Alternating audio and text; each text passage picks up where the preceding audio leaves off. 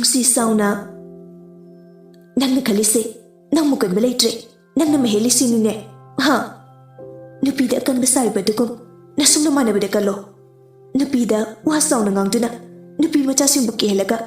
nangse kale sinine matidi pamdaba kawe khangaba aduga mana ai nupine pangal soli khanduna su usitapidi yaroi ai gisu ai ngamba matang lakani pangalda nupana khoina ngamlebasu aduga ai kana leite khangano Daniel nokladuna changsle e adugu tungdagi kanagumba amana lingzumda pairi Daniel chalambado chaplepi leithoktuni yengle e nungsi ngakna danganba Daniel susitana nongthang yamlemna khidore Daniel na oi nangna ingonda asuk yam yelisi kaino Nongthang waga nganglakte oi mister oiroideba phuradi sagat pahurpada kaibana phai sabaluraga kaiba haidudi mafamduda leiramba jiba kaya ama phuraduna kairpada nanbe yaurpasu yai asu opan kaya ama thorpasu yai nganba Nongthang monghadana aini ngangise taba natro karigino adu gyan tardisibo sajik chaba jibagi mongda asi haraga khajik no i nungsi thoi makhoi anidi ngasigi mawong mandana ngangthorakliba nganbagi wahi singduda maya kana yengli adu ngakni yengli thazadaba amagaloinena nasagi masukto mapan toke khangano nang ikai drasu imungi migi khara khalo nang ikai drasu makhodi ikai gani nang budi son thopani na ikai da basu yai Daniel khangaude nongthangi mamaida kinna thili nongthang tum khachi khali machindusu I khachi tho I du makhut khubi na taitu I adaga nokmi tor I nungsi pakhani yengle I thoi suni Nongthang changsilaga yamlemna lepi aduga machin happy chingkhalaga no I Daniel amuksu changsinna thili thinni khangde aduga hana semduna su leheude aduna uplaga tai nungsi pakhatna danganba asi haraga chensilaktuna hogatpi Nongthang sauna changsili thinge khana makut thangalakpaga khidaunare Tanggalaba makuttu thangthei Daniel usitana nokla I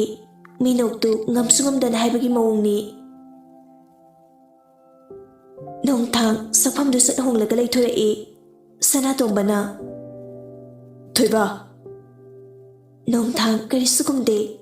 sanatomba changsinduna machagi mamaida khupakna thai nangna asugam na phatrisa kaigino wa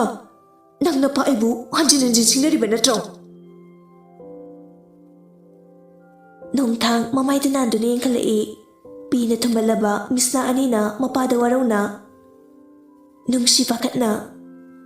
kaka dagan manana ti yari bima thoina mu asing mani kaka Daniel haifyati ngamaga chatki nokmi sanatombana machada yumda thuna lao asi haramlaga chatki Nongthang pirangna thalaba misna anina yenghawi mapabu nungsi nungaitana daganba Nongthang karisu khumlakte daganba sorry Nongthang mamaidu tapna nongkhalai aigi maramgidama kakana nangbu sungangbire oren supurani oren kakada hayuko ainani haina ayoina adum phusanoba Nongthang asema minoknoklaga kaigi nangnani haidiba aduga nangdi lanslandana kaisu khangano sidi babagi haunabine ai khangi nang nei babana soidana phurani haiba mapana macha phudana kanana phubini Nungsi nungaitana yenglaki thoina danganbasu chalo aikhoisu baba ngaikige tanjaduda Richard gari thauchilai Nungsina baba lai Richard gari do khami adu kumtharai baba do thabak ama chaludana thengdokre noibu kyam kuiragene loiba thoina takna kuitrida Richard ahomdugi phibam du yengi Nongthang tapna yam lemba mongda adudi baba slavanina chalage ko Nungsi kari sukumakte Richard tapna kidonare Nongthang nokmi hari kaga kisdodi sumgai minarambani adudi ka kalavanina ayemu fare Nongthang satkre Nungsi su nungaitani yengduna lehawi nati noibu kaidonarage isuk suktadana leramisibo thoina nokmi kisdodi haraga sum hamisibu asengba hairasirane aibo Nungsi ngakni yenglai Richard na karino adu hairodana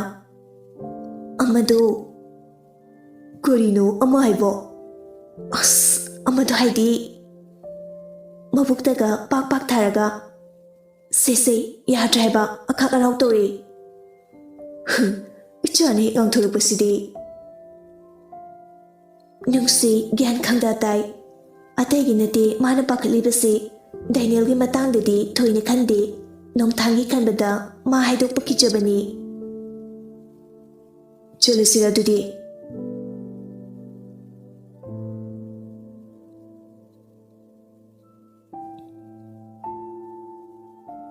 Nongthangdu mayimda thuna maglai Sanatomba sauna oina mukhiga managadu haiba natro karigi manari nangna asuyam phatrisa kaigino aikhoi yolaga nangi gari kanabano maga manaraga nang aphapa oiro haiba natro karigi tade nangna khudong thigrabada namana pa aikhodi kari oini nang khangdabra mama babu nungsiba khangdaba muchani nangdi baba ai mama mapana haibawa kari stadaba nangbo iki charo makhoi fatabani nangna khajik tobado makhoi fana khaloi nangbu manghana bohanarakani nangi damuktani nafa aina hari mayamse makhoi akan adhogi machani aduga nangna kai masi nangarigi khande wakhaldo khalo thabak ama tobada tara thokna khanba tamo nangna ngasi maga muknaribado mahana matung tarakpada nangonda kari tawakani nang haiba ngambra Funa oidinasu oi mabudi lemda tharoi thengnigani taibang miyoibase nongmadi sigidaba leirabani masidi ahan akungi wani maduda aina kiduna maila iduna chakadaba nate aduga ai kanano khangangani Sanatomba sauna changsinduna machagi mamaida kupangna murak thai aduga khudombi thinduna asuk ngamnibu waba nangbu karambano tanjaduda ibyamal su thoklami amuk horabra naina pana sagi hongnabi mapa aigi chinjaktaga khumba sadana ibyamalna kaidorage thoiba Nongthangna mama ibyamal gyan tarai tapna hairi machada onsinduna makhoi nanga singnaba yade thoiba mama babana haise nang gyan taune aikhoi gidi nangna pumna magni isana asoingam thokrabadi asi haraga kablai mama ai biyu na chada karigina mama hoina daine loibu kiribagi maram ma kanano karigi mama hoina kiribano ibyamal higi kablai Sanatombana thoiba Nongthang mapada onsinduna langtaknana ai biyu baba kari karamba maramno Sanatomba tapna machana khangninglibadu khanghalagi khanna masada haukraba warisingdu liba horei. Kaukraba leiron chankraba ningsingbada akiba phawba atuk tamthiba warising adu liba horei.